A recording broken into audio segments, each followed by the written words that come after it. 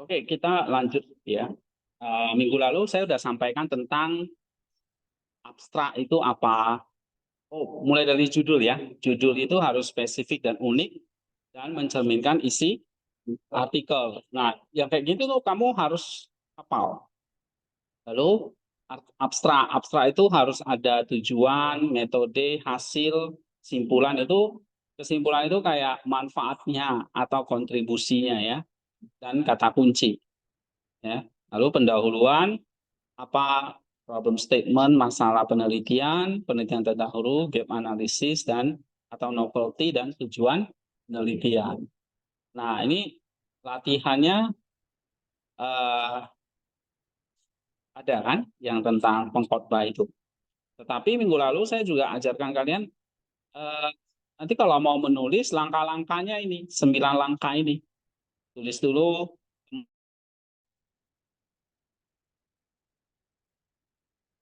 ini, baru masuk pembahasan ya. Setelah itu masuk ke kesimpulan, baru metode, baru buat pendahuluan introduction, baru abstrak. Nah, abstrak justru terakhir, judul ya. Nah, nanti waktu kalian mau bikin abstrak, nah udah ngerti nih abstrak itu apa? Brief summary tentang tujuan, metode, hasil, simpulan, kata-kata kunci ya kan. Nah, lalu harus bikin judul. Nah, judulnya udah tahu nih. Judulnya itu harus unik dan mewakili isi artikel. Nah, waktu bikin pendahuluan, introduction, kau sudah ngerti harus ada problem statement, ada novelty, ada gap, state of the art, ya, dan ada tujuan penelitian. Oke? Okay? Nah, nanti waktu kalian masuk kesimpulan juga sama. Nih, simpulan itu atau nanti masuk ke pembahasan itu seperti apa, ya? Kalau dalam pembahasan itu ingat lagi ada paragraf-paragraf yang harus kalian pahami. Saya selalu ngulang ini ya sampai kalian eh, bosan gitu ya. Nah ini namanya paragraf pembahasan ya. Ada topik, evidence, analisis, evidence, dan kontribusi. Oke, nah ini kalau artikel membuat artikel itu seperti itu. Oke, nah sekarang kita lihat misalnya sekarang kita lanjut. Ini ada artikel kemarin apa yang kita pakai contoh ini ya, benar ya? Oh bukan, yang ini ya, psikologi uang dan apa? Yang friend leadership ya, ya dah? Oke. Oke, nah sekarang kita lihat metode. Nah, waktu kalian nanti mau nulis metode, apa sih yang harus kalian tulis? Namanya metode itu adalah cara kerja, cara kalian menulis artikel itu. Langkah-langkahnya apa waktu kalian menulis? Ya, maka bagian metode ini berisi deskripsi langsung dari metode yang digunakan dalam sebuah penelitian. Ya, metode umumnya berisi pernyataan bahan yang digunakan dalam penelitian, prosedur utamanya, teknik yang digunakan dalam pengambilan data, dan teknik analisisnya. Oke, nah teknik analisisnya kan udah saya ajarin ya di sini. Teknik analisisnya adalah kalian mengubah data dari buku menjadi teks. Kalau dari wawancara ya wawancara, ya jadi teks tertulis. Lalu kasih kode, dikelompokkan, lalu klasifikasi temanya, lalu verifikasi. Verifikasi ini membandingkan temuan. Ya kan ini sudah saya bahas minggu lalu. Temuan dengan temuan itu berarti verifikasi ini berarti kalau di paragrafnya itu kayak gini nih. Jadi antara Pennock dibandingkan dengan Renville gitu ya. Nah, perbandingannya itu bisa bisa setuju, bisa nggak setuju gitu. Ya. Atau kontras atau setuju biasanya kalau untuk pemula ya setuju aja deh ya. Menulis laporan baru nanti ditulis artikel. Nah, jadi di dalam uh, di dalam teknik analisis ini udah diajarin. Nah, lalu ada nanti teknik pengambilan datanya gimana. Nah, kalau pengambilan datanya rata-rata kita ya mengutip dengan meringkas, ya kan? Kalau pakai wawancara ya ngomong dengan wawancara. Nah, ini biasanya ini penelitian lapangan ya. Kita biasanya penelitiannya kualitatif atau literatur review. Jadi ambilnya dari literatur atau dari buku-buku, bukan dengan wawancara. Tapi sebetulnya penelitian yang baik itu memang harus ada wawancaranya. Itu lebih berbobot ya. Itu biasanya nanti untuk skripsi, disertasi itu harus ada wawancaranya. Tapi kalau artikel jurnal ya masih levelnya literatur review sih oke ya. Tapi malah bisa statistik sebetulnya lebih bagus. Ya, cuma kalau untuk wawancara, untuk statistik, saya bukan pakarnya. Ya, saya bisanya literatur review, jadi mengolah buku, bukunya atau mengolah kutipan. Nah, kutipannya itu 3 macam kan.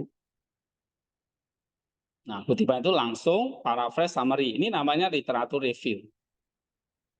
Literatur review itu artinya kamu mengulas, mengambil data-data dari buku, ya, referencing namanya. Bukan data wawancara atau fokus grup. Ini dari lapangan. Ya, memang ada dosen yang ahlinya penelitiannya lapangan atau ya ada yang concernnya di literatur review ya. Jadi saya sendiri juga kalau mau bikin penelitian yang berbobot ya nggak bisa hanya level seperti ini. Harus referensinya itu harus ditambah dari wawancara. Nanti gimana mengubah data wawancara ini menjadi teks tertulis. Itu memang ada toolsnya ya. Ada toolsnya untuk mengubah, karena orang wawancara itu kan bahasanya belepotan kan. Itu harus diubah menjadi teks tertulis. Itu juga ada programnya seperti Mendeley sebetulnya. Cuma kita harus beli gitu. Ya. Oke. Nah, itu untuk level penelitian lebih advance lah ya. Nah, untuk kalian ini literatur review dulu semua. Metodenya apa? Literatur review atau literatur atau risetnya tentang bukan eksperimen tapi literatur, studi literatur atau studi pustaka ya. Oke, kalau penelitian lapangan nanti ada eksperimen, ada wawancara, ada data-data statistik gitu ya.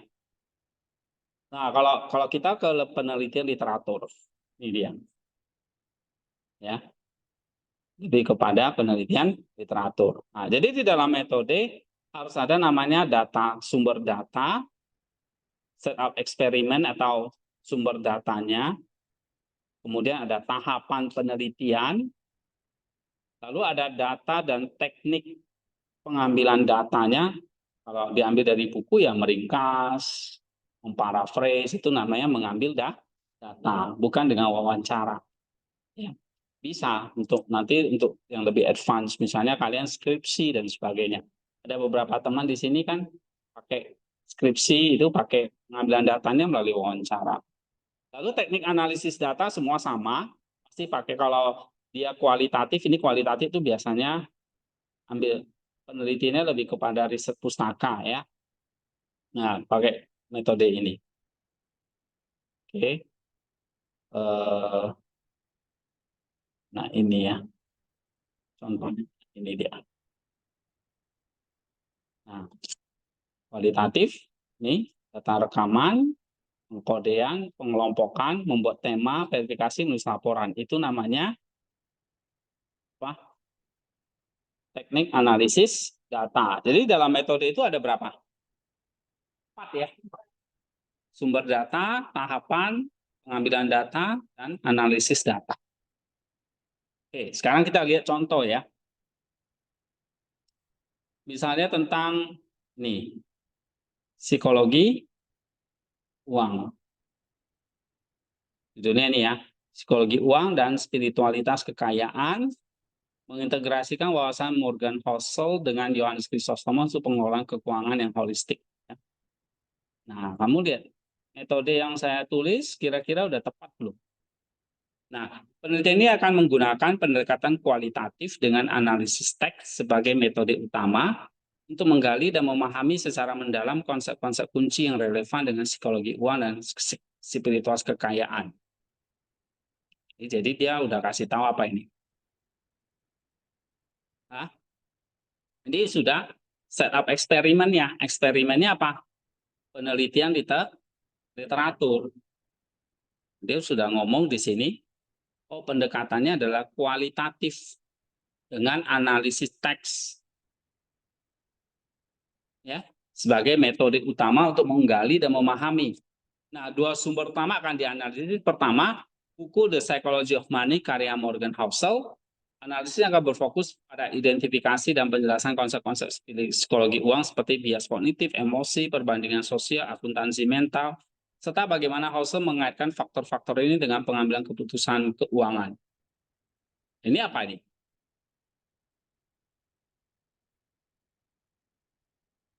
Hah? Apa? Apa? Dua sumber utama buku ini. Berarti ini apa ini?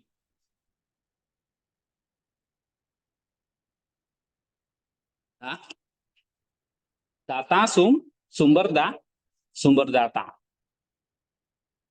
data source, ya kan? Sumber datanya dari mana? Dari buku.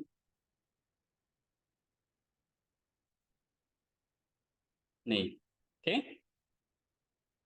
Buku yang kedua apa? Ajaran ajaran Yohanes Krisostomos tentang kekayaan dan sedekah. Berbagai sumber primer termasuk homili, surat, dan tulisan lainnya akan dianalisis untuk memahami pandangan teologi Krisostom tentang kekayaan, kemiskinan, sedekah, dan etika pengelolaan keuangan. Nah, berarti kalimat ini sampai di sini itu tentang apa? Iya, setup eksperimen dan data source-nya. Baru nih, langkah-langkah analisis teks adalah pertama, identifikasi konsep kunci. Saya identifikasi dulu konsep-konsep yang relevan dan psikologi uang dan spiritualitas kekayaan akan diidentifikasi dan diekstraksi dari kedua sumber. Kedua, perbandingan dan kontras. Pandangan Husserl dan Chrysostomos tentang kekayaan akan dibandingkan dan dikontraskan untuk mengidentifikasi persamaan, perbedaan, dan potensi konflik atau sinergi. Ketiga, sintesis dan integrasi. Berdasarkan analisis perbandingan, sebuah kerangka kerja integratif akan dikembangkan. Kerangka kerja ini akan menggabungkan wawasan psikologi uang dengan prinsip-prinsip spiritual kekayaan untuk menciptakan pendekatan yang lebih holistik terhadap pengelolaan keuangan. Keempat, implikasi praktis. Implikasi praktis dari kerangka kerja integratif ini akan dijelaskan secara terperinci dengan fokus pada bagaimana individu dapat menerapkan wawasan ini dalam pengambilan keputusan keuangan mereka sehari-hari. Nah, ini apa ini? Iya, benar. Ini dia. Tahapan itu kayak langkah-langkah. Jadi yang pertama apa? Mau diapain nih? Cari dulu. Apa itu psikologi uang menurut Husserl? Lalu apa itu spiritualitas kekayaan menurut Chrysostomos? Nah, baru langkah kedua apa? Langkah pertama dan kedua. Langkah ketiga apa? Langkah kedua, perbandingan dan kontras. Dibandingkan. Baru langkah ketiga, cari sintesisnya. Iya. Baru yang keempat, implikasinya. Nah, itu namanya tahapannya. Oke. Lalu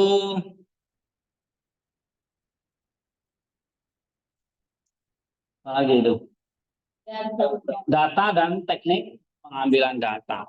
Nah, ayo, ada nggak di situ? Nah, langkahnya ini. Pendekatan metodologi diharapkan dapat menghasilkan analisis yang mendalam dan komprehensif yang pada akhirnya akan menghasilkan kerangka kerja integratif yang jelas dan dapat diterapkan.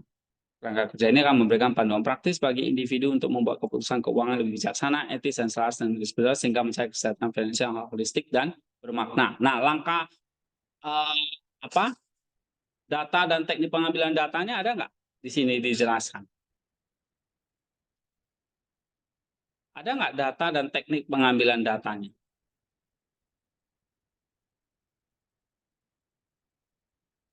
Teknik pengambilan datanya apa?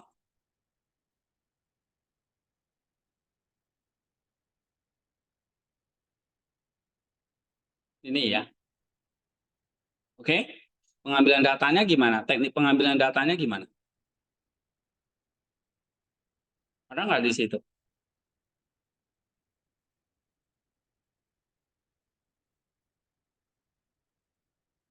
Hmm?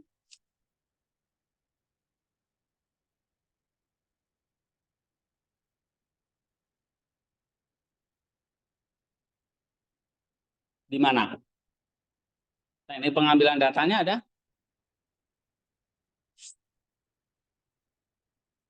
Teknik pengambilan datanya di sini. Ah,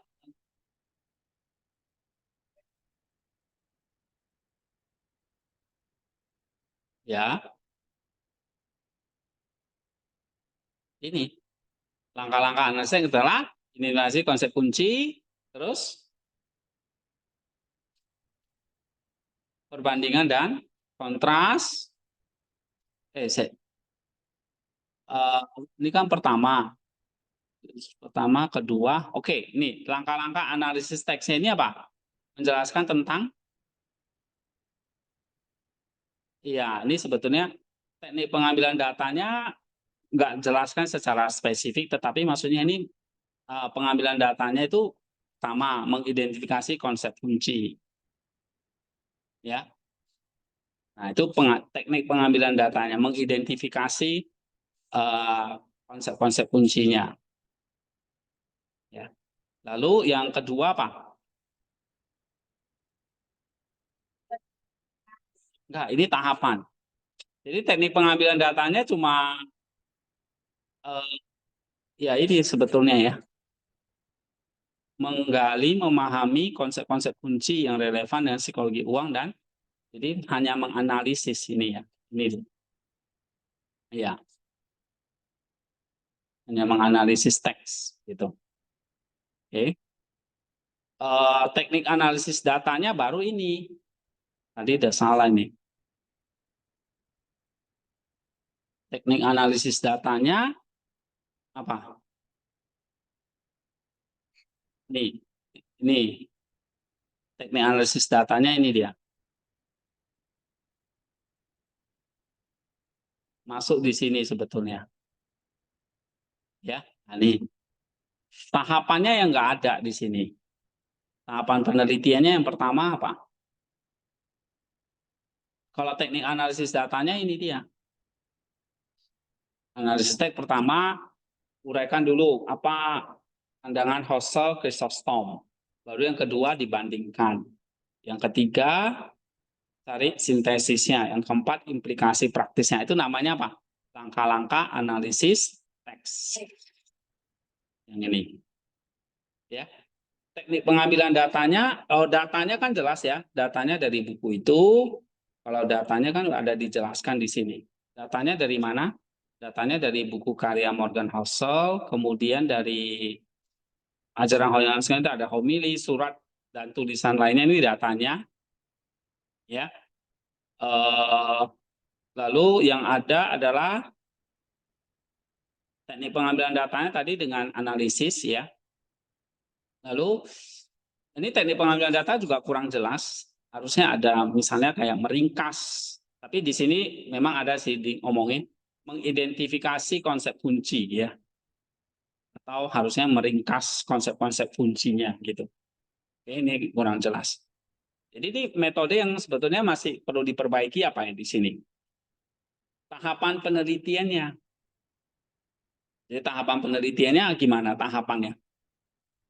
Tahapan penelitiannya ya di sini kalian harus bisa menguraikan ini tahapannya. Pertama, ini. Yang kedua, ini. Yang ketiga, ini. Ini namanya apa? Tahapan atau langkah.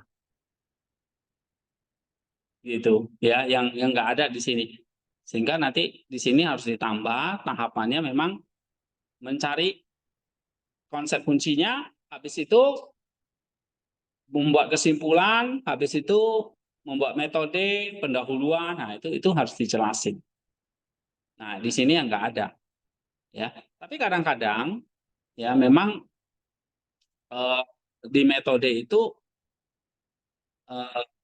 ada yang menggabungkan ya. Jadi analisis dengan tahapan itu sudah jadi satu gitu. Tapi dipisah di sini. Di sini dipisah ya. Lebih baik dipisah. Jadi tahapan itu kayak gini. Kamu pertama ngapain tahapan? Cari temuan dulu. Habis itu dibahas. Habis itu carilah implikasi kesimpulannya. Nah, kayak gitu. Ya, nggak ada spidol. Ya, gitu ya.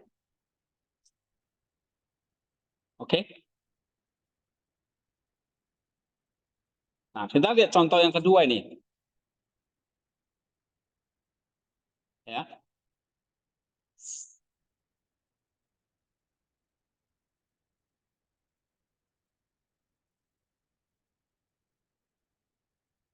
Lambat ini.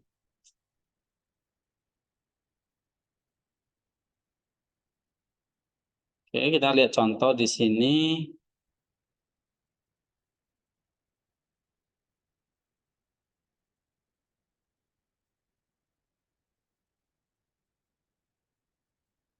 Yang friend leadership ini kemarin kasih contoh nggak? Ya, coba baca yang ini. Ya udah, metode kurang besar ya.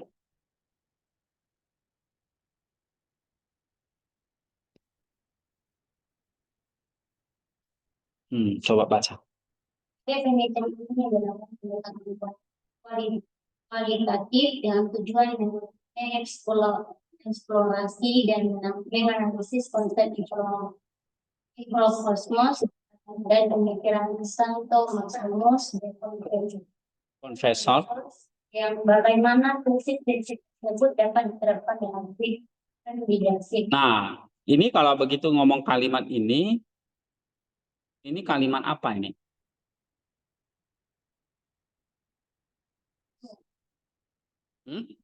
Jadi ya lihat, pendekatannya kualitatif, mengeksplorasi dan menganalisis konsep.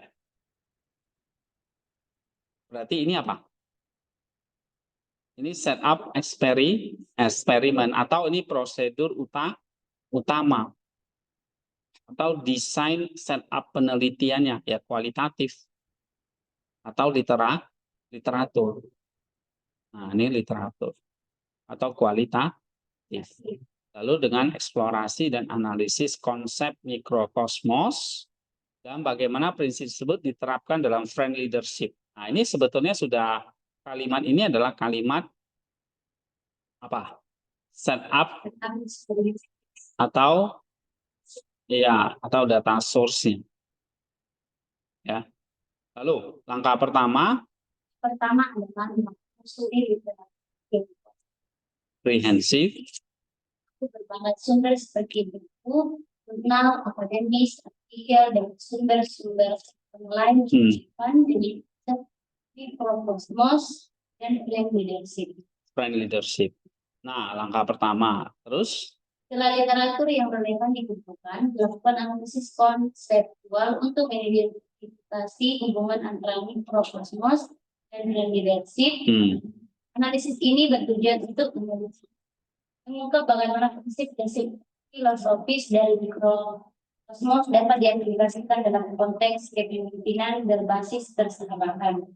Selain itu, penelitian ini juga melakukan evaluasi kritis terhadap temuan dari literatur yang melibatkan identifikasi gap dalam penelitian sebelumnya dan analisis bagaimana penelitian ini dapat berkontribusi untuk mengisi gap tersebut. Penelitian ini menggunakan berbagai referensi akademis untuk mendukung argumen yang disampaikan dengan format kutipan mengikuti gaya 7 edition untuk memastikan keseragaman dan keakuratan dalam penulisan sumber.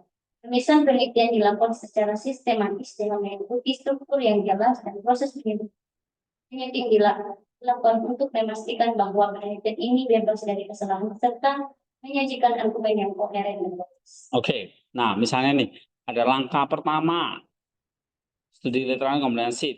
Jadi mencari berbagai sumber seperti buku, jurnal akademis, artikel, sumber-sumber orang yang relevan, dan konsep leadership dan mikrokosmos. Nah, setelah literasi dikumpulkan, dilakukan analisis konseptual untuk mengidentifikasi hubungan antara mikrokosmos dan friend leadership. Oke, nah jadi itu kalimat apa ini? Yang ini? Iya, ini namanya tahap sekaligus teknik analisis datanya. Ya kan, tahapnya pertama apa tahapnya? Cari buku. Iya, studi literatur. Oke. Lalu analisisnya adalah nih analisis konseptual. Nah, itu namanya analisis datanya. Ya. Nah, lalu ada lagi nih. Peneliti ini juga melakukan evaluasi kritis terhadap temuan dari literatur. Evaluasi kritis yang melibatkan identitas gap dalam penelitian sebelumnya dan analisis bagaimana peneliti berkontribusi mengisi gap tersebut. Lalu ada analisisnya. Ini namanya apa? Ini namanya apa? Teknik analisis datanya. Jadi teknik analisis datanya adalah selain tadi selain mengidentifikasi hubungan antara ini, lalu diberikan evaluasi, ya, evaluasi kritis. Biasanya evaluasi kritis itu kalau di sini itu namanya verifikasi, ya. Nah, ini namanya. Jadi kata-kata seperti, ingat ya, kata-kata seperti menganalisis, mengevaluasi, membandingkan, itu namanya kalimat-kalimat dari ini. Teknik analisis data. Kalau tahapan tadi pertama cari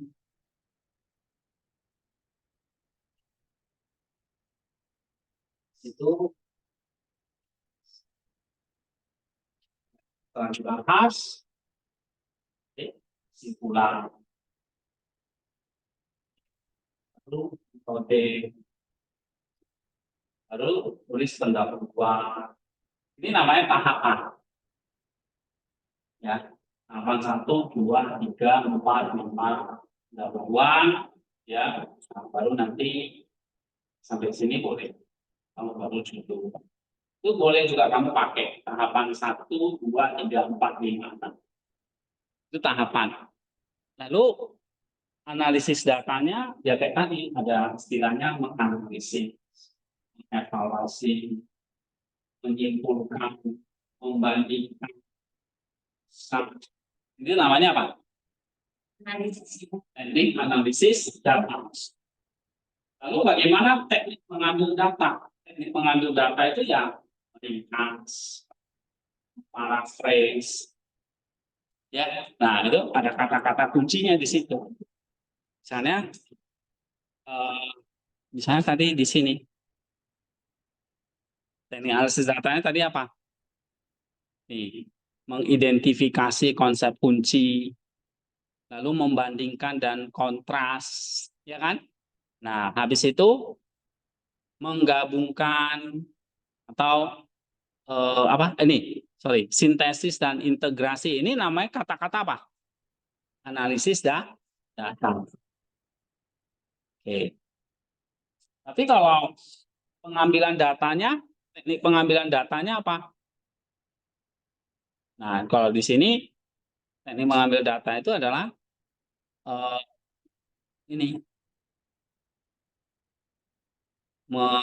meringkas atau mengambil konsep-konsep kunci dari buku ini dan itu. Gitu. Itu namanya data dan teknik pengambilan data. Atau kalau yang saya ajarkan ini teknik pengambilan datanya ini ada 3. Kutip langsung, paraphrase, atau meringkas. Nah, tapi terkadang si penulis itu nggak pakai istilah meringkas dan sebagainya. Dia pakai istilahnya gini. Pakai istilahnya menganalisis atau mengidentifikasi konsep kunci. Ini tuh sebetulnya cara mengambil data. Itu. Ya. Oke, misalnya ada contoh lain ya. Eh,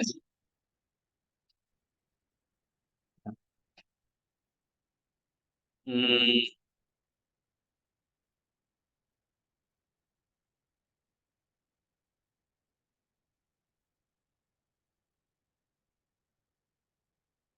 ini ya contoh. Ada contoh lagi. Nih. Nah,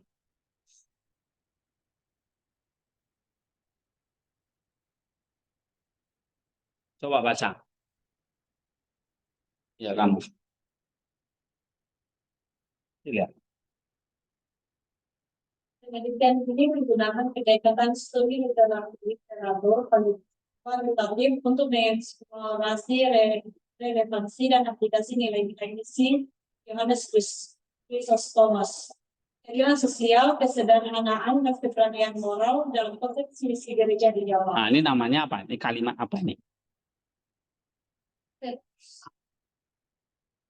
Hah? Setup penelitiannya pakai apa? Literatur kualitatif. Ya kan? Oke. Datanya udah pasti ketahuan di situ apa? Johannes Chrysostomus, ya, dan ya misi gereja di Jawa. Terus baca lagi. Data primer akan dikumpulkan dari berbagai sumber literatur, masuk karya-karya Chrysostomus seperti memilih, surat-surat, dan tulisan-tulisan lain yang relevan akan dianalisis untuk mengidentifikasi dan memahami secara mendalam nilai-nilai misi yang diajarkan oleh Chrysostomus. Nah, ini apa ini?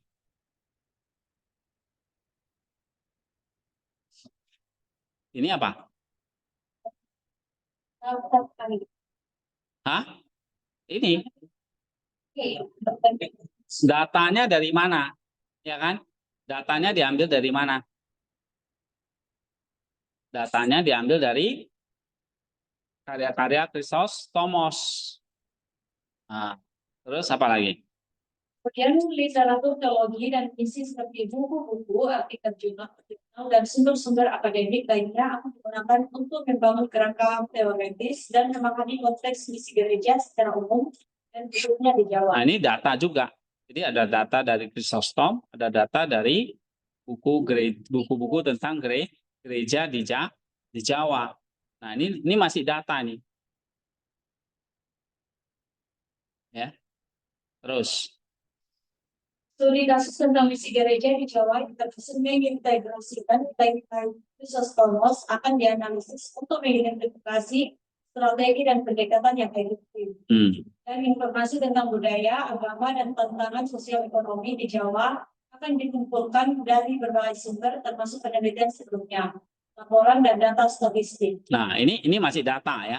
Sumber datanya. Ini namanya apa? Sumber datanya atau data source-nya nih ya. Sumber datanya nih. Oke. Sumber datanya dari buku Chrysostom, dari buku misi, dari studi kasus, itu sumber datanya. Baru? Data yang terkumpul akan dianalisis menggunakan metode analisis konten tematik. Nah, ini namanya apa? Hah? Ini namanya apa?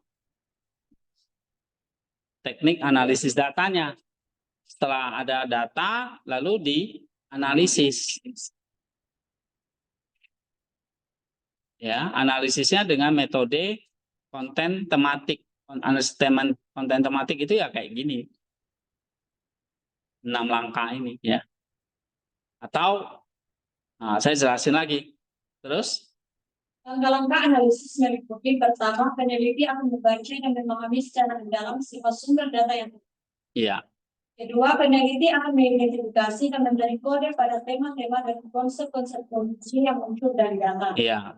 Ketiga, tema-tema dan konsep-konsep yang serupa akan dikelompokkan ke dalam kategori-kategori yang lebih luas. Terus? Keempat, peneliti akan mengembangkan tema-tema yang lebih kompleks dan mendalam berdasarkan kategori-kategori yang telah terbentuk. Nah, ini apa ini? Langkah-langkah ini namanya bukan tahap. Apa? Teknik analisis data. Teknik analisis datanya kan pakai data apa?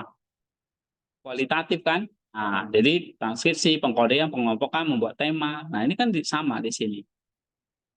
Jadi pertama, membaca, memahami. Kedua, mengidentifikasi, memberi kode. Yang ketiga, tema-tema konsepnya dikelompokkan. Yang keempat, mengembangkan tema-tema yang lebih kompleks dan mendalam berdasarkan kategori yang telah terbentuk. Oke, terus? Dan peneliti akan menafsirkan makna dari tema-tema tersebut dan mengaitkannya dengan tujuan penelitian. Dan tidak melibatkan pengumpulan data empiris dan lapangan ya. Oh, coba baca lagi. Ini data peneliti. Data peneliti dan peneliti akan menafsirkan makna dari tema-tema tersebut dan mengaitkannya dengan tujuan penelitian. Iya. Penelitian ini terbatas pada analisis literatur dan tidak melibatkan pengumpulan data empiris langsung dari lapangan. Nah, terus? Interpretasi terhadap ajaran-ajaran Sostomos dan relevansinya dengan konteks Jawa dapat bersifat subjektif. Peneliti ini berfokus pada 3 nilai misi spesifik dari Sostomos, sehingga mungkin ada aspek lain dari ajarannya yang relevan tetapi tidak tercakup dalam penelitian ini.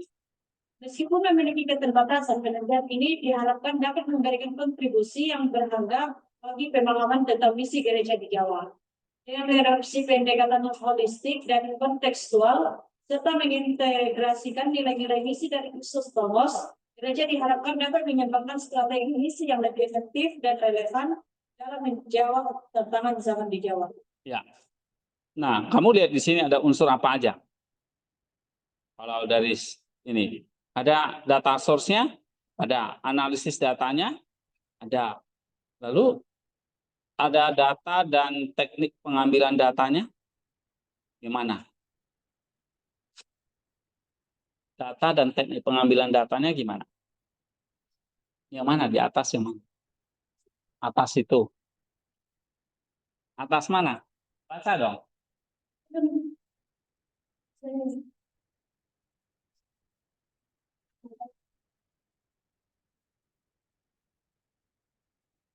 Data dan teknik pengambilan datanya apa?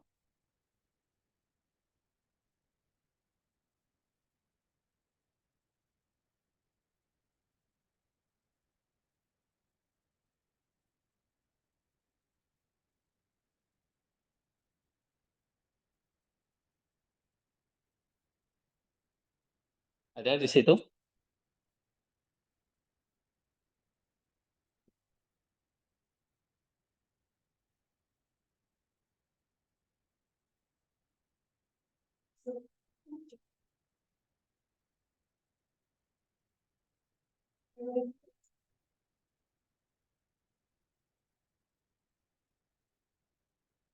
Terus tahapan penelitiannya ada?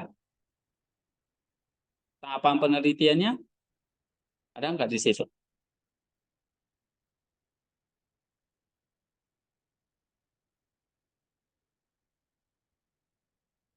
Hmm? Hmm.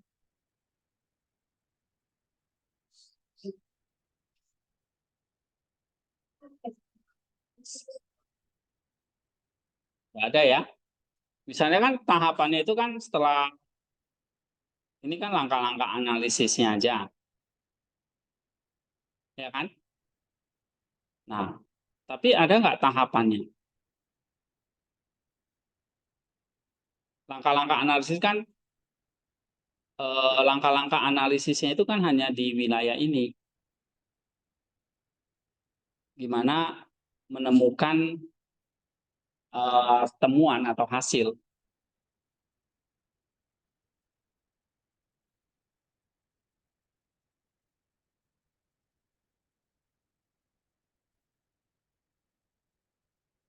Misalnya kalau saya ngomong, peneliti akan menafsirkan makna dari tema-tema tersebut dan mengaitkannya dengan tujuan penelitian. Itu apa?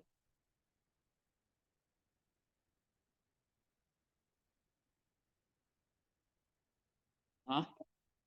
Peneliti akan menafsirkan makna dari tema-tema tersebut dan mengaitkannya dengan tujuan penelitian. Ada nggak? Ini apa? Kalimat apa ini? Menafsirkan makna dari tema tersebut mengaitkannya dengan tujuan penelitian. Ini analisis data. Tapi tahapannya nggak ada ya. Harusnya tahapan itu kayak gimana tadi? Semua harus dibahas, simpulkan, ya kan? Itu dan sebagainya. Nah, ini yang kekurangannya nggak ada. Terus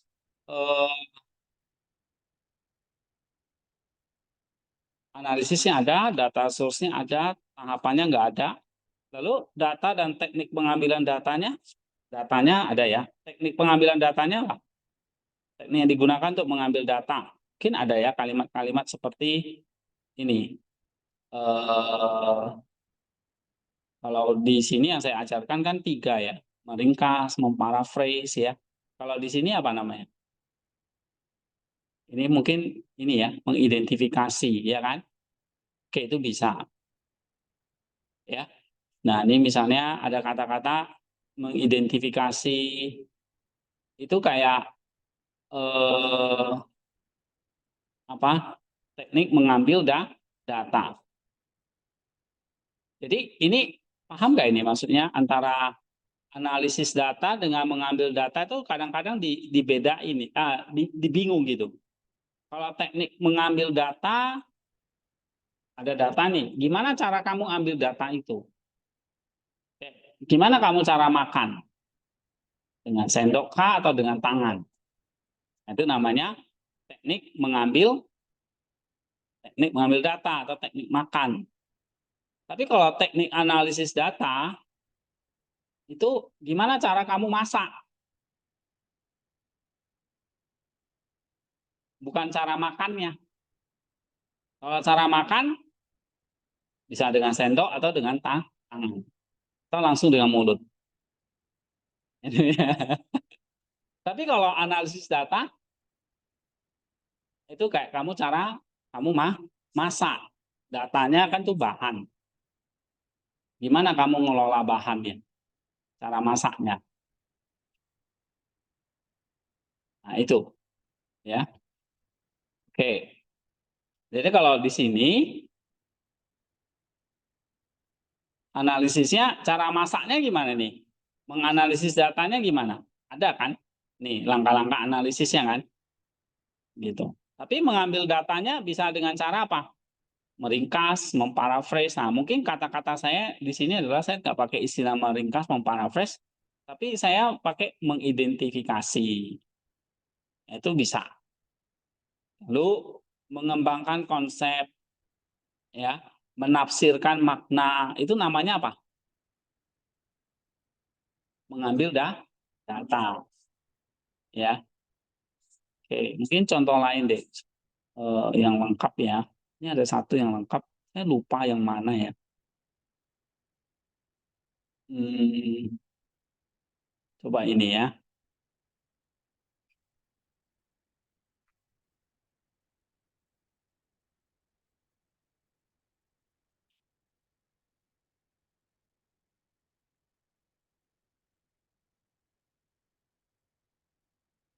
Coba baca. Nah,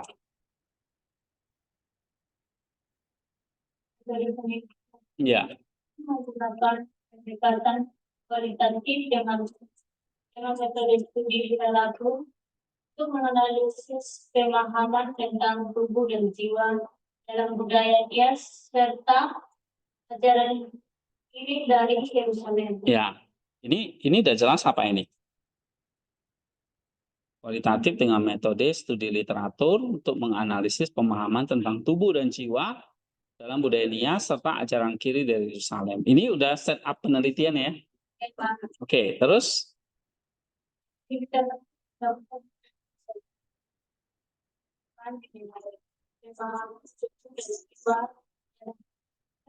ajaran kirim dari Yerusalem serta meninjau penelitian terdahulu yang dikaitkan dengan itu. Sudah mendapatkan wawasan dan menemukan jawab dan berlaku. Iya, terus Data utama dikumpulkan dari teks-teks ajaran kirim dari Yerusalem, khususnya Risalah William. oke, sampai sini dulu ya. Studi literatur dilakukan untuk mengkaji literatur. Lalu meninjau penelitian terdahulu untuk mendapatkan wawasan dan menemukan gap dalam literatur. Nah, ini apa ini? Hah? Tahapnya. Ya, ini tahap namanya. Jadi tahap awalnya adalah studi literatur ini pertama cari dulu arti tubuh dan jiwa dan budaya Nias dan ajaran dari Kilir. Baru nanti bandingkan dengan penelitian terdahulu. Sehingga nanti menemukan gap-nya apa. Ya. Oke. Terus data utama diambil dari ajaran Kiril, lalu dari berbagai sumber tentang budaya Nias. Ini namanya data. Ya. Kalau di sini berarti nih. Atau sumber data. Nah, sumber data lalu berikutnya analisis data. Nah, ini analisis data dilakukan cara komparatif, membandingkan untuk mengevaluasi persamaan dan perbedaan antara pemahaman tubuh dan jiwa dalam budaya Nias dan ajaran Kiril dari Yerusalem. Ini berarti cara analisisnya. Lalu teknik analisis ini digunakan untuk mengidentifikasi tema-tema utama dalam teks-teks yang berkaitan dengan tubuh dan jiwa. Ya, temuan dari analisis komparatif ini diinterpretasikan. Nah, kata diinterpretasikan itu apa? Mengambil data, bukan analisisnya, tapi mengambilnya. Jadi untuk membedakan, misalnya apa beda mengambil data dengan menganalisis data? Mengambil data itu adalah cara kamu belanjanya gimana. Misalnya kamu mau masak bubur, berarti datanya yang paling diperlukan untuk masak bubur. Data itu berarti bahannya, berasnya, ya kan? Atau bubur kacang hijau aja lah, yang lebih rumit. Berarti harus ada santan, ada kacang hijaunya, ada gula putih atau gula merah, ya kan? Itu minimal itu. Nah, kalau mengambil data, itu artinya cara kamu dapatkan data itu. Beli online kah, atau jalan kaki kah, ke warung, atau kamu panen sendiri kah di kebun, gitu ya. Nah, itu namanya teknik mengambil data. Misalnya kacang hijau. Cara dapat kacang hijaunya, misalnya apa? Beli di warung. Sendiri, ya kan? Atau pesan Gojek. Atau kamu beli online misalnya. Atau panen sendiri di kebun. Nah, itu namanya apa? Teknik mengambil data. Teknik analisis datanya, cara kamu ngolah kacang hijau itu. Kamu bersihin dulu, di situ rendang, di situ apa? Iya, kamu rebus, bukan goreng kan? Nah, itu namanya teknik analisis data. Terus kalau tahapan penelitiannya apa? Langkah-langkah masaknya. Pertama bersihin, habis itu direbus. Setelah itu masukkan gulanya. Hah? Oh, santan dulu, baru gula. Habis itu diaduk. Nah, itu namanya apa? Tahapan penelitian. Setup eksperimennya apa? Setup eksperimennya adalah kamu mau memasak kacang bubur dengan apa? dengan kompor atau dengan kayu bakar misalnya gitu. Data source-nya, sumber datanya tadi kacang hijau, gula, ya dan sebagainya. Nah ini kira-kira nih ya 4 ini. Cuma kadang-kadang ya itu ya, ada yang lengkap, ada yang enggak. Seperti tadi beberapa contoh kan udah lihat ya, analisisnya ada, tapi kekurangan metode apa tahapannya gitu. Nah ini yang kalian nanti perlu evaluasi. Misalnya kamu kasih komen gini, yang mana tadi yang nggak ada tahapannya. Kamu kasih komen, misalnya ini ya, klik kanan, ini tahapan penelitiannya tidak ada. Terus gimana caranya? Jadi harus ada tahapan. Misalnya mulai dari pertama apa? Ya. Nah, kedua apa? Tahapan kalau tahapan penelitian itu tadi. Mulai dari hasilnya, kesimpulan dan sebagainya ya. Oke. Nah, kamu bisa kasih komen. Nah, misalnya tadi ini analisisnya ada. Ya. Oke, coba lagi.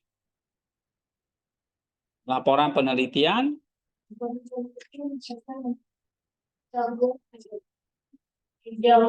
literatur, metode penelitian, hasil analisis, diskusi, dan kesimpulan.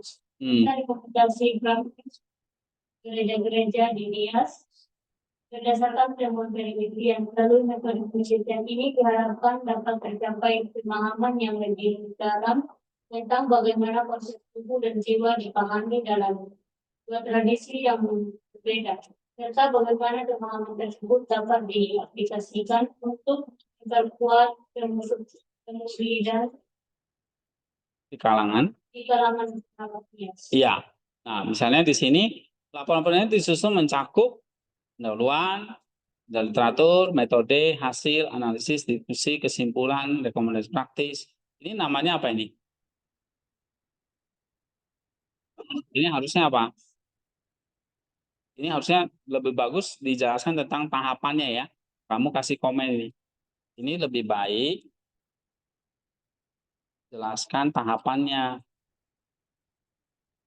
Misalnya, nih temuan dulu, ya. Habis itu baru bahas. Setelah itu kesimpulan, metode dan sebagainya. Nah, itu tahapannya ya. Kamu bisa kasih komen seperti ini. Oke? Jadi ini tahapannya nggak ada, analisisnya ada, sumber datanya ada. Cara mengambil datanya ada nggak? Coba lihat, ada nggak di sini cara mengambil datanya? Ada di situ.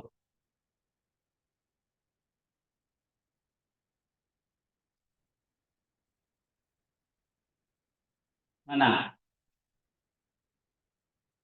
Cara mengambil data itu kan tadi paraphrase, meringkas, terus mengutip langsung, atau itu sebenarnya 3 kalimat itu bisa diistilahkan dengan begini. Mana yang tadi ya? Nih, 3 kalimat ini, 3 cara itu sebetulnya kalau saya pakai mengidentifikasi, mengawasi atau meringkas, ini sebetulnya kalimat ini. Jadi kalimat ringkasan itu kan harus istilah meringkas. Sama kayak kamu misalnya nih, saya beli bahan itu pakai online. Online-nya kan macam-macam.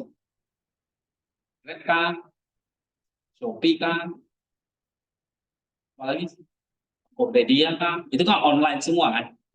Nah, namanya misalnya kalau saya meringkas, itu kan bisa artinya mengidentifikasi, evaluasi, apalagi menganalisis, sintesis. Oke, itu namanya cara mengambil data. Nah, di sini bahasanya apa nih?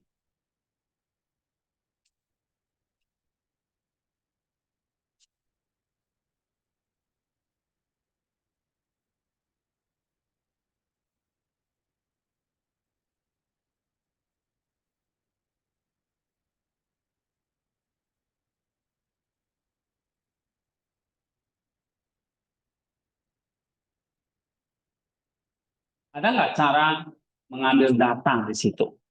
Kalau nggak ada, kamu kasih komen. Kamu kasih komen. Di sini tidak ada dituliskan tentang pengambilan data. Nah, kalau nggak ada, tulis. Tidak ada penjelasan tentang apa? Pengambilan data. Misalnya gitu. Ya kan? Kalau nggak ada. Oke. Nah, kalau ini mana tadi satu lagi? Nah, kalau ini sudah ya. Nah, ini ada nggak? Pengambilan datanya ada.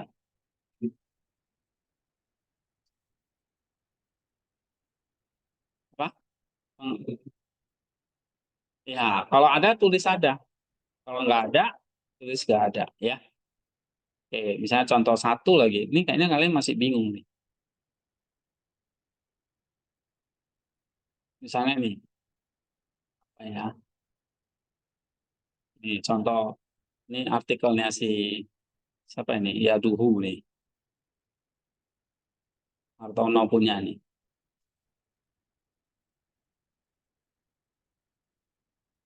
Eh, eh. Oh, ini ya.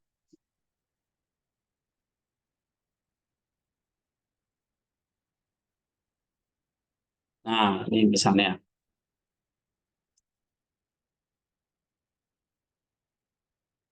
kebesaran. Oke, sekarang kalian coba latihan nih.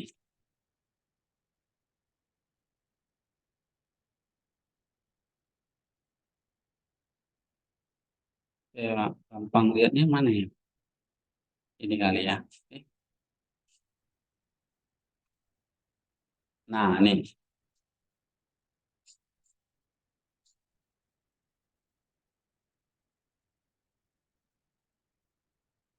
Apa yang nggak ada di sini?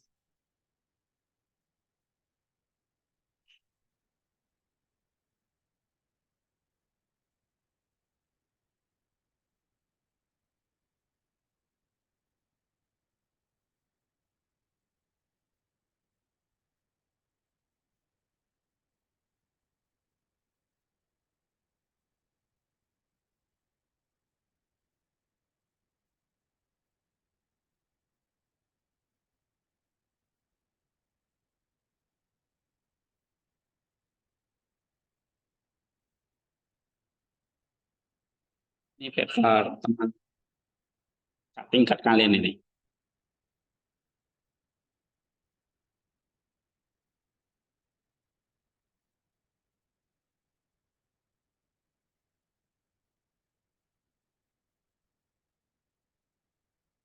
Panjang juga nih. Sampai sini nih.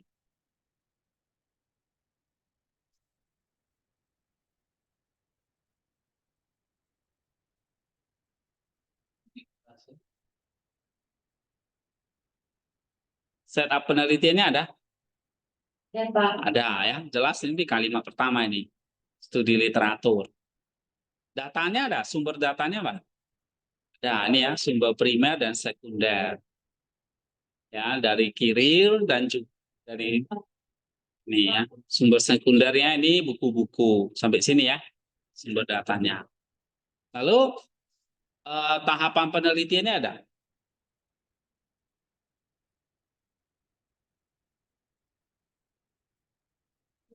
Ini tahapannya dia jelasin. Dia cari data, setelah data dikumpulkan lalu dianalisis, ya kan? Ini namanya tahapan. Ya. Data yang telah dikumpulkan kemudian dianalisis dengan mencermati hubungan dan kecocokan dengan tema penelitian. Terus, nah, baru teknik analisisnya gimana? Cuma tahapannya dia nggak sampai kesimpulan ya, dia cuma ngomong pasal.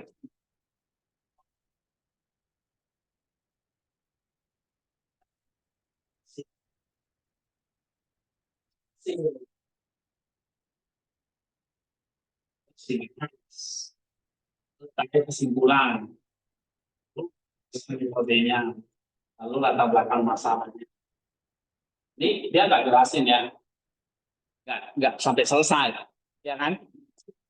Nah, berarti kamu nanti kasih ini,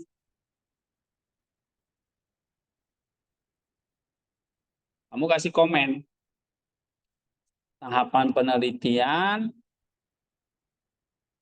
tidak dijelaskan sampai tidak dijelaskan sampai apa? Ya, sampai judul. Nah, ya gitu. Oke? Terus apa lagi? Analisis datanya ada nggak?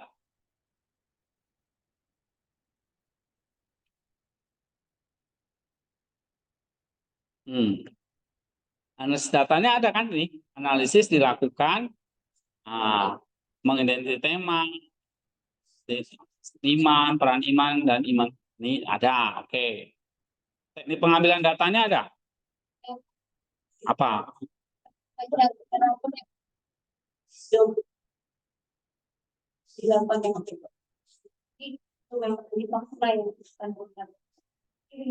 Ya, nih. Jadi dia mengambil datanya itu adalah dengan metode hermeneutik untuk memahami makna yang terkandung dalam tulisan-tulisan kritis dan Alkitab. Oke, dia ngambil datanya, lihat data-data yang sesuai dengan ayat-ayat Alkitab aja. Jadi tidak semua tulisan kiri itu dikutip, tapi diambil yang berhubungan dengan ayat-ayat Alkitab. Nah, itu namanya teknik mengambil data. Sama kayak kamu teknik mengambil data kacang hijau itu gimana cara kamu dapat kacang hijaunya? Beli kah? Beli ke warung, beli online, atau kamu panen sendiri? Nah, itu namanya gitu ya. Terus, nah, data yang telah dikumpulkan dianalisisnya menggunakan sistematik. Nah, ini analisis data, ya kan? Teknik ini melibatkan identifikasi, lalu interpretasi, lalu menyusun pembahasan secara sistematis. Nah, ini namanya teknik analisisnya ada. Tujuan ini bertujuan untuk memberikan pemahaman ini yang artinya diharapkan oke, ini hanya penutup aja. Berarti kalau dari ini apa yang nggak ada? Ada semua tapi ada yang kurang apa? Hah? Tahapannya ya. Tahapannya dia nggak jelasin sampai judul. Oke, ada pertanyaan nggak tentang metode ini? Ini saya udah kasih banyak contoh nih. Satu, ada berapa ini? 4 atau 5 ya? Hah? 4. Berarti coba satu lagi. Eh,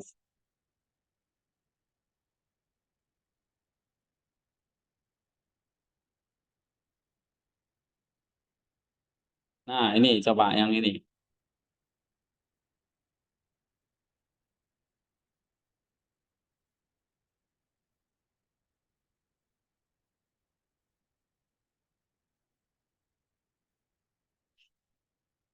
Hmm, kurang gede.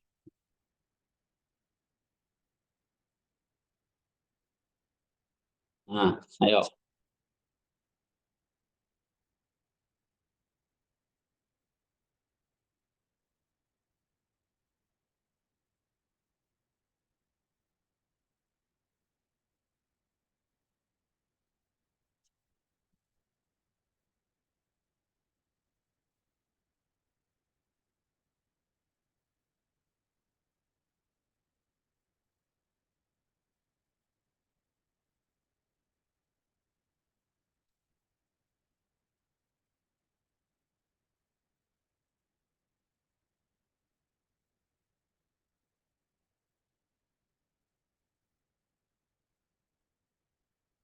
Penelitian ini menggunakan metode penelitian kualitatif dengan menggabungkan beberapa metode penelitian untuk mencapai tujuannya.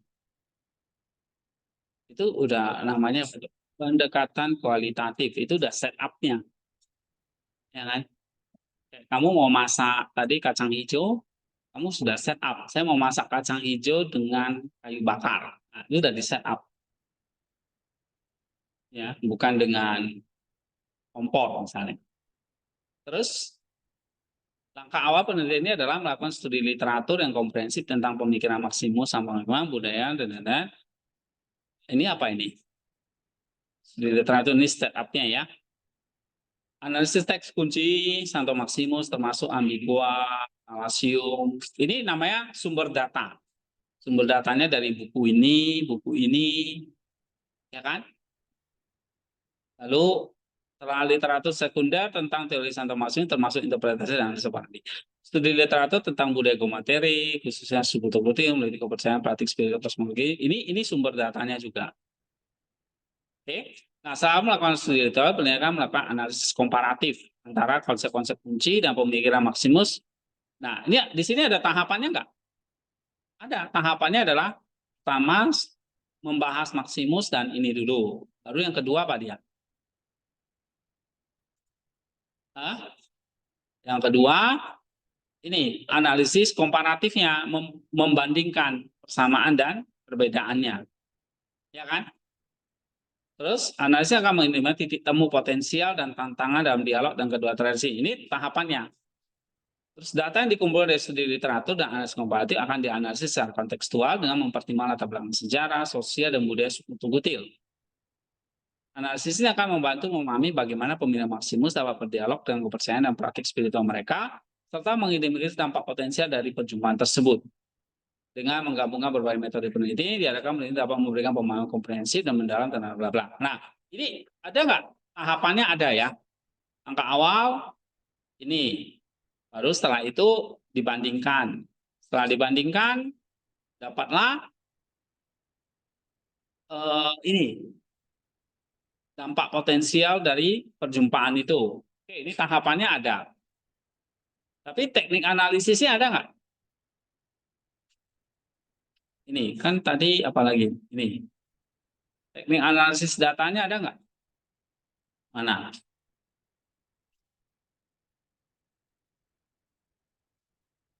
Teknik analisisnya, berarti cara masaknya ada nggak? Datanya udah diperoleh nih dengan cara tadi beli online. Habis itu cara ngolahnya nih.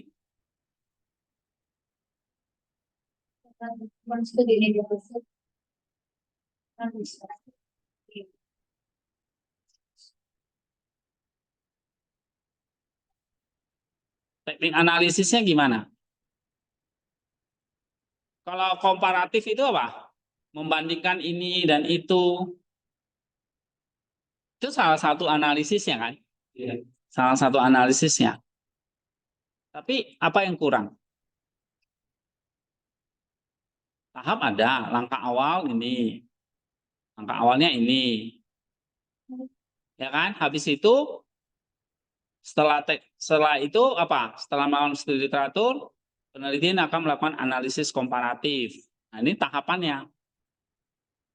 Ya kan? Tahapannya ada. Tapi teknik analisisnya apa? Ada teknik analisis datanya.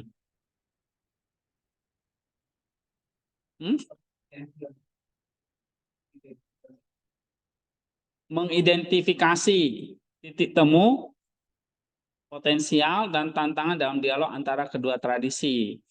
Ya, ini teknik analisis data. Oke. Ya. Nah, bagusnya adalah kalau saran saya, pertama dari beberapa contoh yang saya kasih tahu, tulis dulu setup data sumbernya. Setelah dapat data sumbernya, langsung tahapan. Tahapannya ikuti ini aja. Pertama, penulis akan mencari temuan. Setelah itu dibahas, setelah itu apain itu tahapan. Lalu teknik mengambil datanya adalah dengan mengidentifikasi atau dengan meringkas data-data yang relevan. Ya. Nah, kalau di sini kan tadi ada mengidentifikasi, lalu ada apa lagi tadi ya? Nah, kurang ini ya. Itu teknik mengambil data. Lalu teknik analisis datanya pakai ini. Lihat, ada nggak dibuat temanya, diverifikasi dan sebagainya. Nah, di sini nggak ada ya.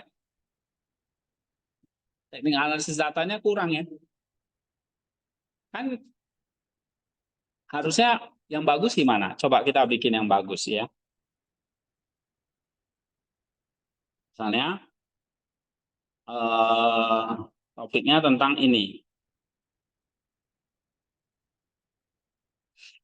Oke.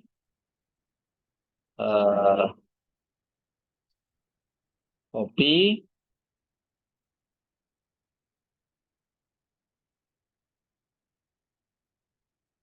Ini judulnya kan. Berarti kalau metodenya apa? Setupnya tadi ini udah betul ya.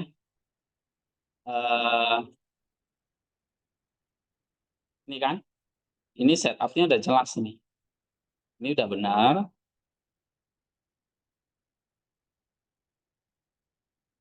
Ini, ya kan? Ini setupnya. Lalu yang kedua apa? Ini sumber datanya. Sumber datanya ada nggak di situ? Copy. Coba di copy sumber datanya tadi ini. Nih sumber datanya studi literatur yang kontemporer nih ya. Nih.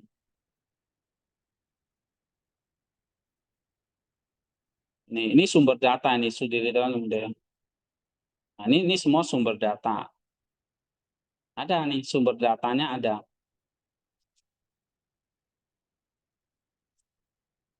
Nih. Oke. Ini setupnya dan sumber datanya. Nah, sekarang tahapan penelitiannya. Tahapan penelitiannya ada nggak? Nggak ada ya.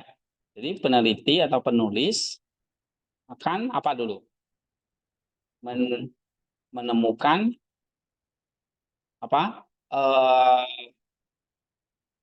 Konsep-konsep pemikiran nih, ya kan? Pemikiran siapa? Saint Maximus dan apa? Nilai-nilai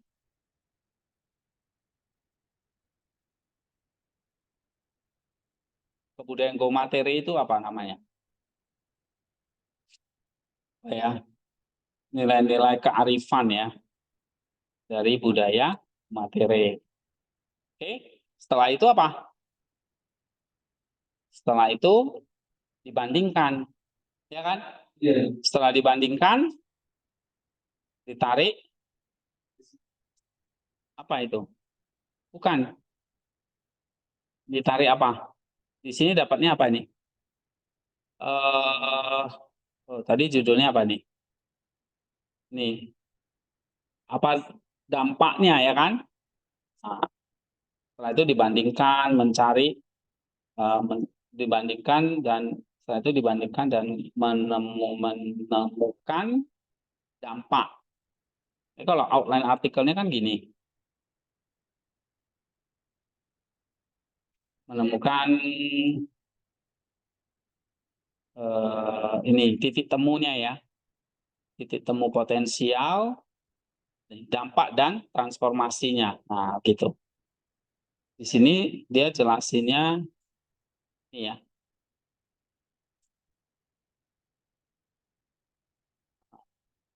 Nih, setelah itu menemukan dampak dan transformasinya. Oke? Nah, terus apa lagi tahapannya? Pertama kan urai dulu kan konsep-konsep Maximus, nilai kearifan dari materi, lalu dibandingkan, lalu dapat dampak dan transformasinya, ya kan? Nah, setelah itu apa? Setelah itu apa lagi? Menuliskan simpulan untuk mendapatkan kontribusi. Nah, oke, gitu. Ya. Lalu penulis kan memaparkan metode dan pendahuluan dari artikel ini. Nah, ini namanya apa? Tahapan.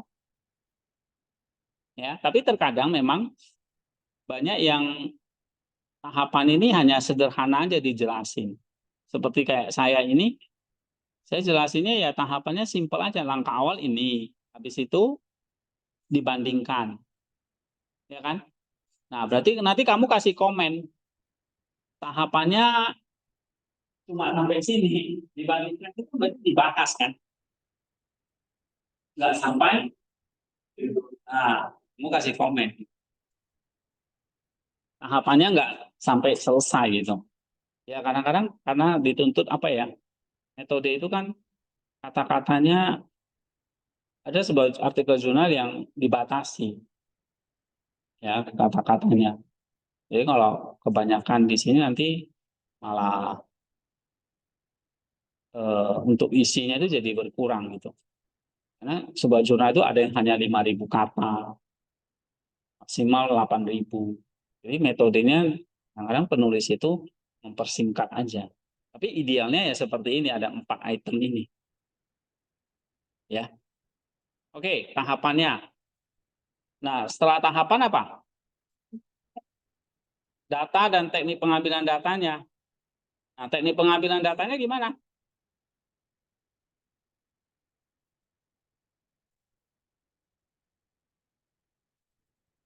Data dan teknik pengambilan datanya bagaimana?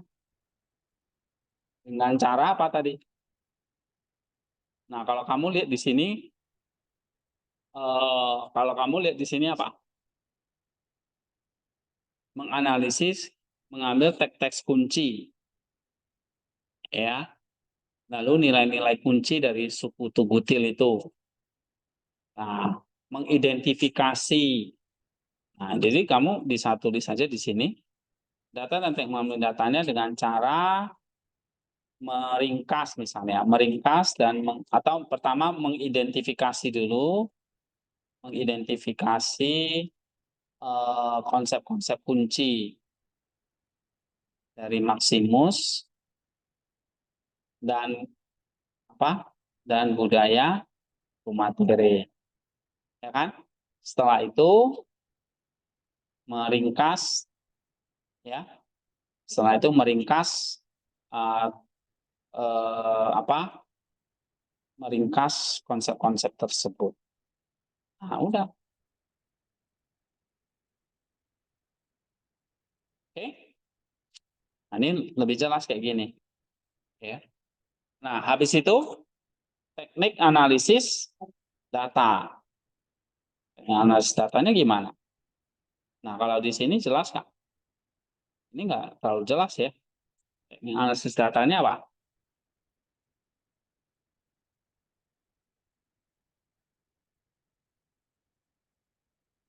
Misalnya nih, data yang dikumpulkan studi literatur dan analisis komparatif analisa secara kontekstual dengan mempertimbangkan latar belakang sejarah. Ini apa ini namanya? Analisisnya, ya kan? Nah, ini teknik analisis datanya gimana? Teknik analisis datanya kalau dari ini berarti kan data dari Maximus dan Gomatere itu apa? Tadi di sini teknik analisis datanya apa? Dianalisis secara konteks, bukan, dibandingkan dan dianalisis secara ini, dianalisis komparatif, dianalisis secara kontekstual dengan ini. Ini namanya apa? Teknik analisis data.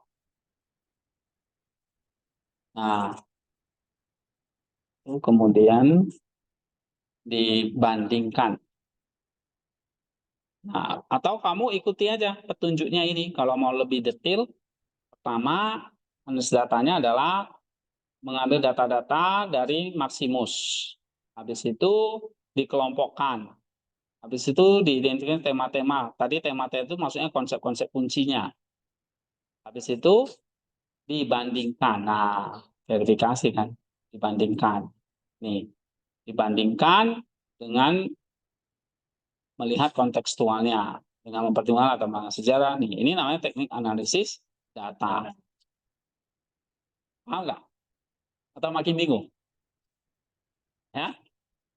Oke, nanti kalau kamu udah nulis, itu lama-lama. Kalau bingung, misalnya lihat contoh-contoh, kamu ikuti. Analisis data berarti kamu ikuti ini. Ya. Kalau tahapan penelitian, nah kamu ikuti ini. Ini yang standar ya. Nih, tahapannya itu ada 9 langkah. Kalau analisis, ada 6 ini. Ya. Lalu ditanya apa lagi? Setup-nya. Setup eksperimennya ya ikuti aja. Ini data kualitatif atau literatur. Sumber datanya kamu kasih tahu dari buku apa. Tahapannya tadi udah. Nah, teknik mengambil data tadi dari ini. Teknik mengambil data ini dari ini. Teknik mengambil datanya kamu meringkas atau kamu mau paraphrase atau kamu bisa kasih tahu pengambilan datanya dengan cara identifikasi dulu, baru meringkas konsep-konsep tersebut. Nah, itu boleh. Itu namanya teknik mengambil data. Oke, sampai di sini. Ada pertanyaan nggak? Nah, kamu tugasnya mengidentifikasi nanti. Bukan, menganalisis metode untuk minggu depan. Ya, kamu kasih komen. Apa yang kurang? Kalau ada yang kurang, kamu kasih tahu. Oh, belum ada ini. Kalau sudah ada, tulis. Oke, ini namanya setup-nya. Oh, ini sumber datanya sudah ada. Gitu ya. Dikasih komen di sini, misalnya ini ya. Nah, ini kamu kasih komen. Ini namanya apa? Oh, ini sudah ada. Ya, pokoknya 4 poin itu harus ada. Ya. Oke, ada tambahan, ada pertanyaan dulu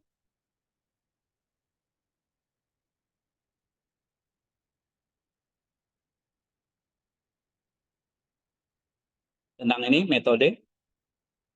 Nah, minggu depan kita akan lanjut ke sidang pembahasan. Baru habis itu kesimpulan.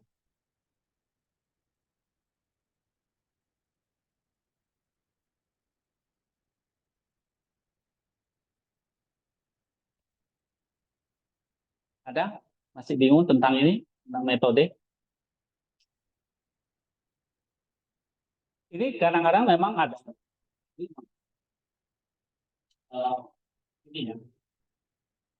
Nggak semua harus dong ya. Biasanya di metode itu kadang-kadang penting setupnya apa, krisisnya bagaimana. Dua itu. Tapi yang ideal sih memang 4. Tapi kalau 4 itu disuruh pilih yang harus 1 kan. Ini yang paling penting. Ya. Sumber datanya apa, terus gimana menganalisis data itu. Ini ya kalau belajar yang 4-4-nya harus satu. Ya.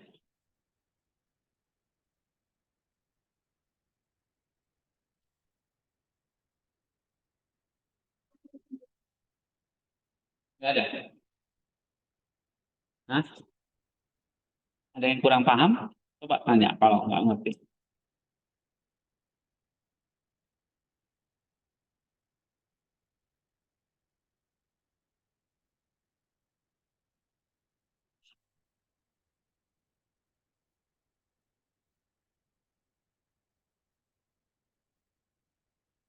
Marina, senyum-senyum ada apa?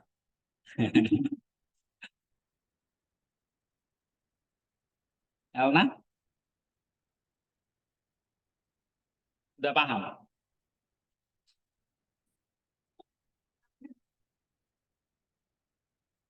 Cuma apa? Hah?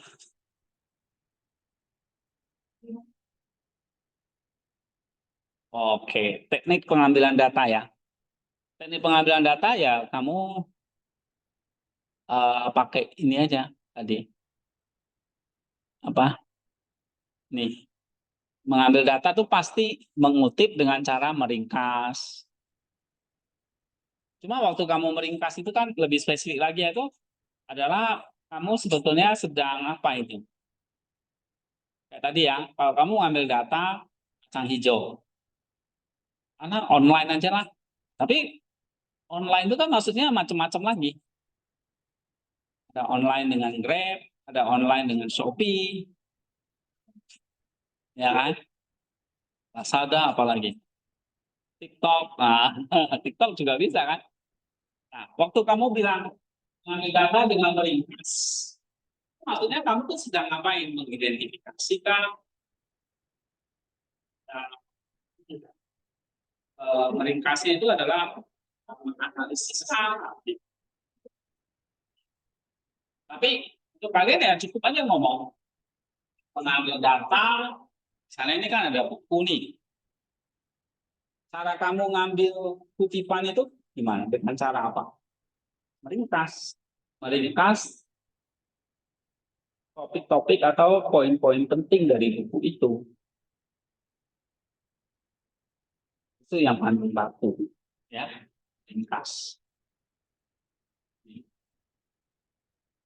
Tapi tadi contoh-contoh yang saya kasih itu memang nggak ada kata meringkas. Jadi ada kata-kata kayak evaluasi, identifikasi, krisis. Itu namanya cara mengutip. Nah, kalau kalian bingung, ya udah. Teknik pengambilan datanya ada 3. Nah, literatur pasti pakai 3 ini. Kamu bisa tuliskan teknik mengambil data dari ini adalah dengan cara mengutip langsung dan meringkas poin-poin penting. Nah, itu namanya teknik mengambil Data. kalau kamu harus tuliskan di dalam metode itu. Ya. Ada lagi?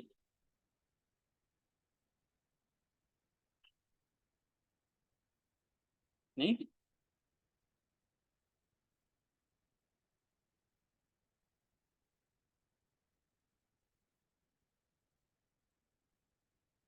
Nah, kalau teknik analisis datanya ya ini ya. Yang ini. Analisis datanya adalah kamu mengutip, setelah kamu kutip, saya kelompokkan, lalu saya kasih topik-topiknya atau temanya. Nah, dari topik itu dibandingkan dengan data-data yang lain. Nah, itu namanya menganalisis data. Ya. Kalau tahapan tadi, langkah-langkahnya. Kamu tadi masak kacang hijau, langkah pertama apa? Rebus airnya dulu. Baru masukkan kacang hijaunya, ya kan? Atau air dan kacang hijaunya? Air dulu kan? Baru kacang hijaunya, baru apa? Itu namanya tahapan. Ya, jadi kalau bingung ini ingat aja kacang hijau.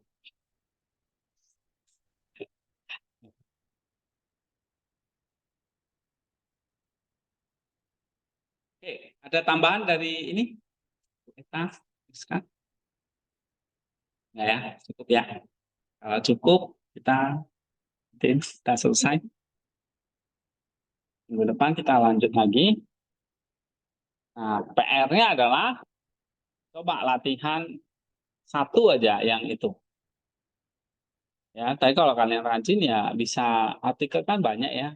Ambil aja yang punya teman-temanmu lagi bikin. Nih, saya cek metodenya. Nah, ini kurang ini, kurang ini, kurang ini, kurang ini ya, gitu. Ya, iya, jadi reviewer kalian. Padahal kalian belum tentu juga bisa. Tapi nggak apa-apa, mulai dari situ dulu. Lihat contoh-contoh dulu, ini baru nulis punya sendiri.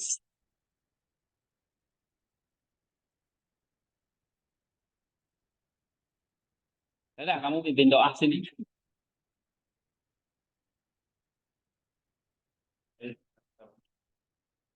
Tuhan, karena kami akan berbicara ini, Ya. apa yang disampaikan dosen kami dan biar kami bisa memahaminya dengan baik. Iya. Kalau biar Tuhan yang menenangkan hati kami masing-masing apa yang disebut. Ya Tuhan, berkatilah dosen kami supaya dia bisa memimpin kami dengan baik dan bisa menjelaskan materi yang disampaikan.